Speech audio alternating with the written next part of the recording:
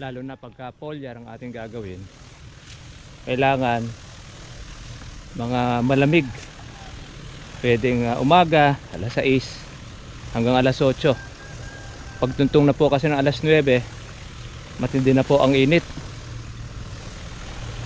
Ayan mga katribya, kung bakit kailangan na malamig ang ating pag-spray sa ating kalamansi, kasi nakabukas po ang stomata ng ating mga dahon kapag ka po malamig. Pero pagka po mainit, iyaan po mga katribya ay nakasara ang ating dahon. Kailangan matsyempohan mo yung nakabuka po ang dahon ng stomata ng ating kalamansi.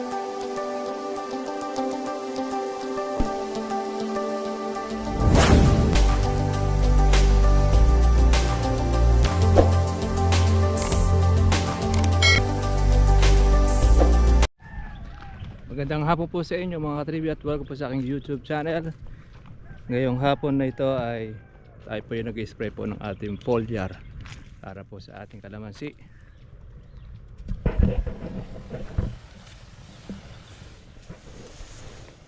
Nabuti natin mga katribya na hapon ang ating pong pag-spray alas 5 dahil sa tindi po ng init.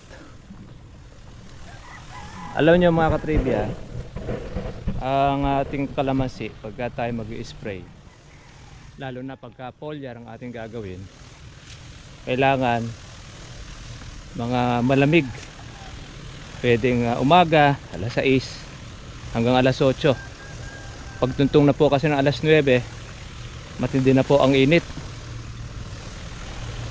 Ayan mga katribya, kung bakit kailangan na malamig ang ating pag-spray sa ating kalamansi, kasi nakabukas po ang stomata ng ating mga dahon kapag ka po malamig.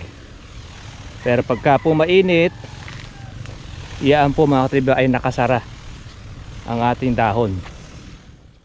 Kailangan matsyempohan mo yung nakabuka po ang dahon ng stomata ng ating kalamansi para masulit po yung ating foliar. Kaya ang ating laging nare-recommenda kaya tayo mag-spray noon, kailangan ay huwag pong mainit. Maliban na lamang talaga kung minsan di maiwasan sa sobrang dami o luwang ng kalamansian na ini-spray ng iba, maabot ng hanggang tanghali.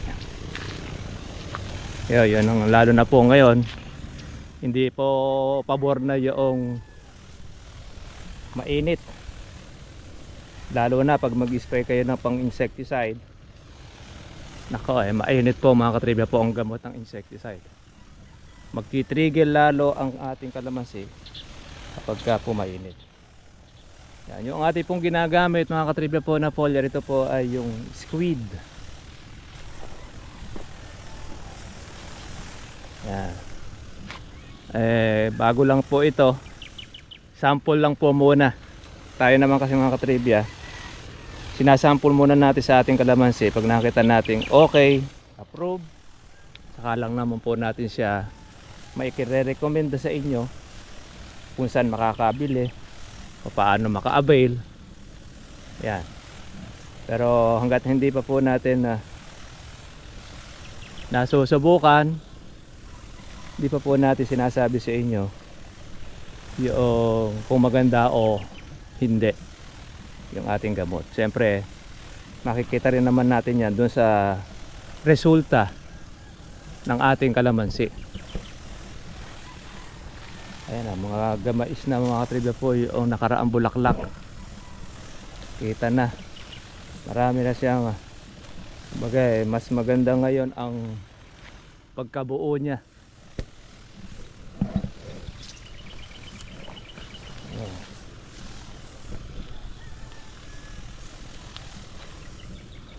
Spray tayo mga farmers.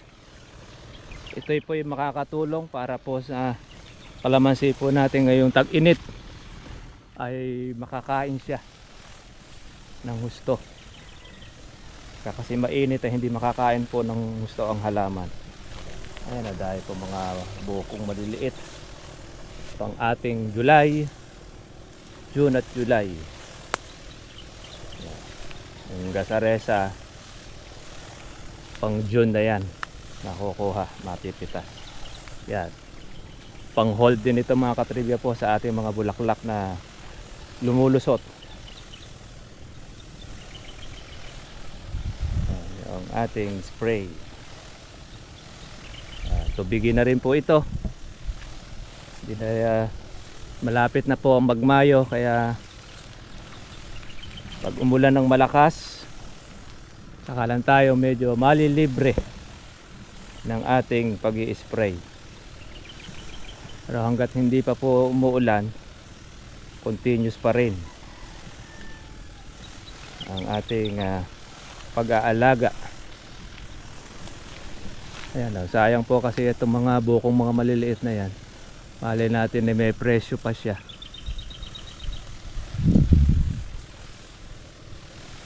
Para continuous ang ating harvest pagka nagumpisan ng anihin ang ating kalamansi. Meron tayong pang Mayo, pang June, at pang July. Yan, yung ilalabas ng bulaklak na yan, July yan. Aabutan na July yan. Pero yung ulan ng Mayo ay pang August na yon, saka September yon. At mababa na po ang presyo ng kalamansi kabuuan na po ng August and September. Bagay, depende pa rin yan sa dating. Pagka konti ang dating ng kalamansi, mataas pa rin. Pagka marami, mababa. Kaya nagbabate lang tayo doon sa demand ng ating kalamansi.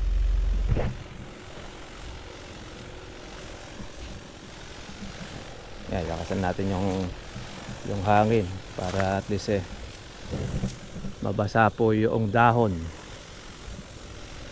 ating kalamansi. Makain kagad yung ating foliar.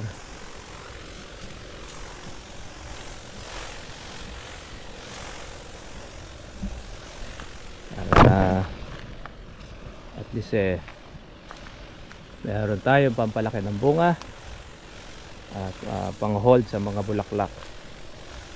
Yan ang trabaho ng ating foliar na in-spray.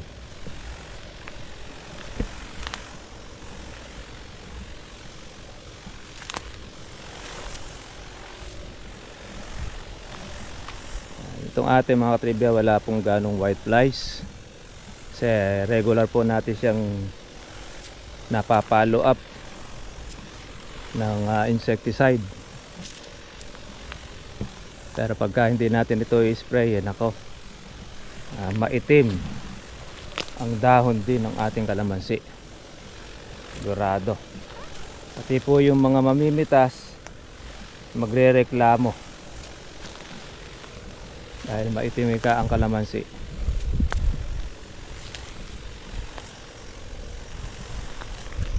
Ngayon ay okay siya, malinis.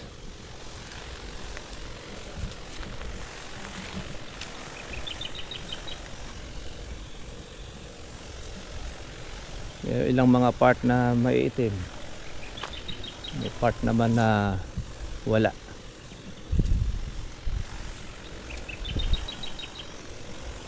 Ang mahirap yung kagaya doon sa Pampanga. Ako, napakagrabe. Kung hindi nagsupang yung kalamansi ay maitim na maitim talaga. Buti na lang ay meron siyang supang, kaya nakita yung luntian.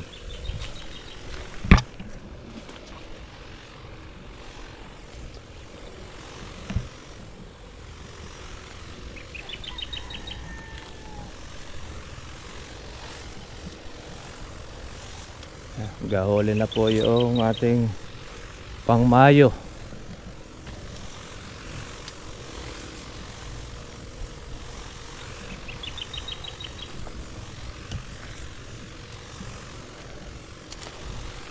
Medyo bumaba mga katribya ang presyo ng kalamansi ngayon. Hindi na po siya ngayon 2,000. Nasa 1718 ang lakaran ng ating kalamansi. Mataas pa rin po mga katribya. Ganun pa man ay wala pa rin marami pong napipitas na bunga ng kalamansi.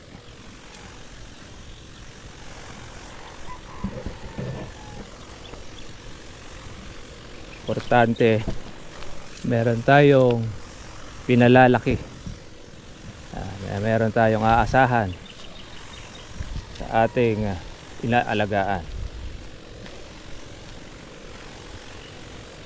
Kung magkano po mga katribya po abutan ng ating presyo, ating ipagpapasalamat sa taas, dahil yan po ang nakaukol sa atin.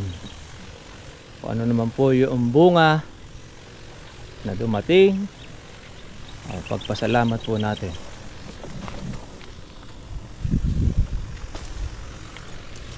Iba kasi wala pong kontento. Yung ating tanggalin na sangang tuyo. Marami ng bunga kalamansi, hindi pa nasisiyahan. Pitasin na siya, ayaw pa niya ng presyo. Kaya nauwi do sa abutan siya ng bagsak ng presyo ng kalamansi.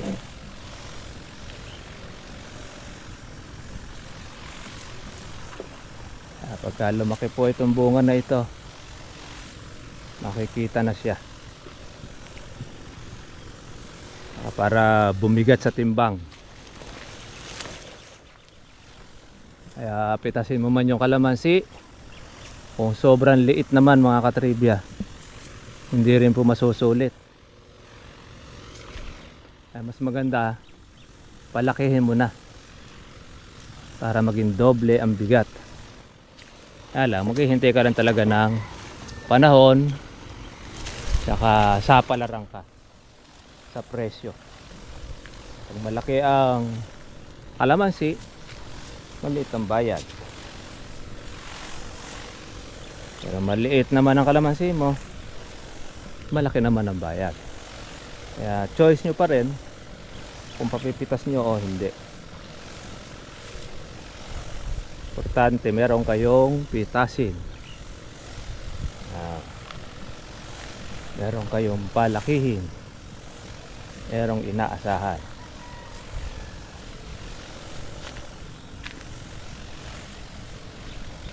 Tsaga-tsaga lang po mga katribya. Yan po ang ating motivation sa mga nagkakalamansi. Continuous lang ang alaga, lalo na sa tag-araw, dahil dyan lang po tumetsempo ang mga kalamansi farmers. Dahil sa tag-araw lang halos mataas ang presyo ng kalamansi. Sa tag-ulan, mababa po ang presyo ng kalamansi dahil lahat po ng kalamansi ay may mga bunga. Nag-alaga o hindi nag-alaga, may mga bunga ang kalamansi. Dahil sa ulan, sa kalamidad. Yan. Kaya ang kalamansi po ay matibay sa kalamidad. Kahit masentrohan ka ng bagyo, ang kalamansi ay kalamansi pa rin. Mabubuwalang mangga, pero ang kalamansi nananatili siyang nakatayo. Mababali yung sanga niya pag maraming bunga, sasangal, pero nakatayo pa rin. Yan ang kagandahan ng kalamansi. Maaasahan mo sa calamity. Wag lang siya mabababad sa tubig baha. Yun naman ang kanyang kahinaan. Mamatay siya mga katribe, lalo na pagkabata, lalo na kapag kakatatanim ng kalamansi. Nako, yari yun.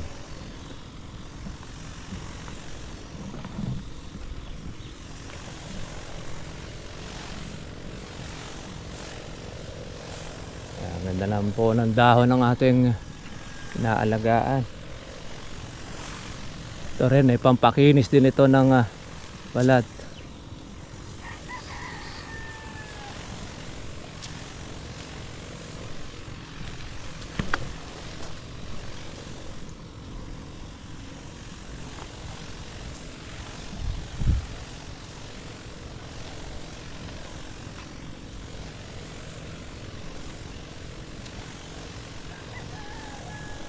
tubigin na.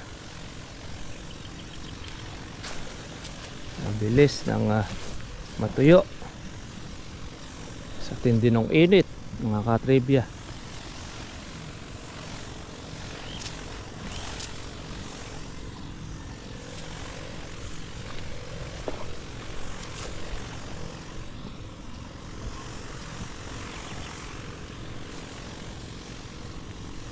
Okay.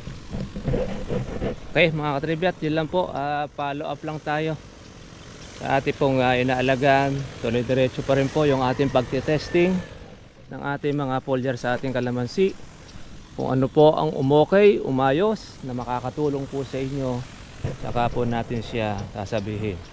Pero for the meantime, na ating pong sinasample, makikita pa lang po natin ang resulta kapag mga ilang linggo ang nakakalipas.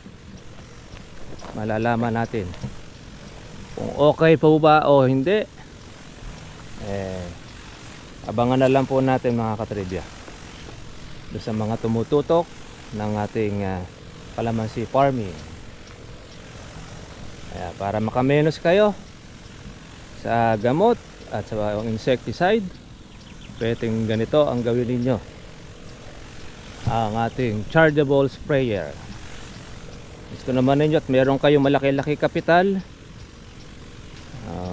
at gusto nyo po ay mapaliguan lahat ang inyong kalamansi, power spray ang inyo pong gagamitin. Kaya lang, malaki-laki lang naman po mga katribya ang inyong gagastusin, dahil malaki ang budget sa power spray. Pero kung maliit lang naman po ang inyong kalamansian, kaya nyo naman sa ganito, pwede. Kasi yung aking 700 puno na ito, naaabot naman po ng ating chargeable, ating nasubukan.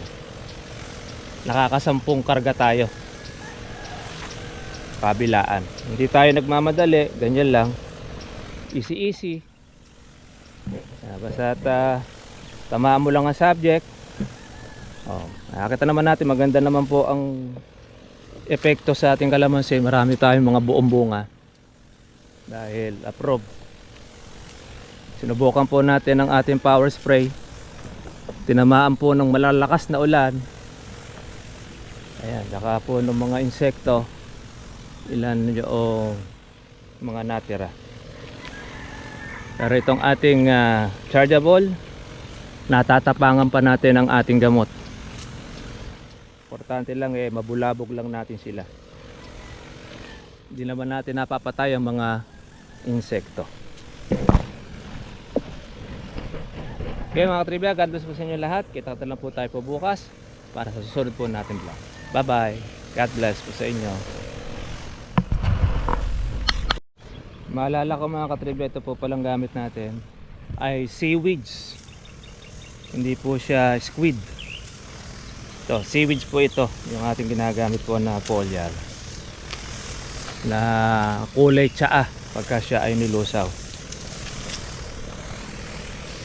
Kaya alam po man yan mga katribya, nakikita po natin ang epekto kung ayos or hindi.